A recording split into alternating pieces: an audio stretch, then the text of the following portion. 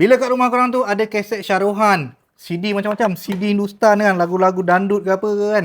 Macam ni adalah player yang boleh main CD dengan kaset ni.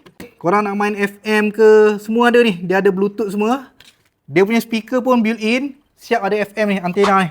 Untuk dia punya CD ni, dia akan main kat atas, nampak oh. Dia sedang pusing. Kalau korang tak ada CD ni, korang boleh masukkan korang punya pendrive. Boleh main dia punya TF card semua, boleh main MP3 direct lah. Bila bising apa, dia ada bagi dia punya headset ni.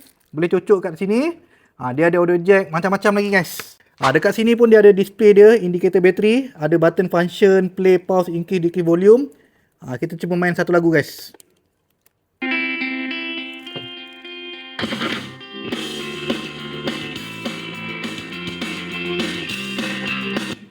Korang boleh dengar, dia punya sound pun padu.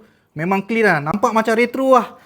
So lepas ni kalau korang pergi pasar karat ke apa kan, jumpa CD ke kaset kan, beli, kita boleh main dekat player ni. Untuk kita nak menggamit kenangan kita, kita membeli masa silam kita guys. Tekan link bawah.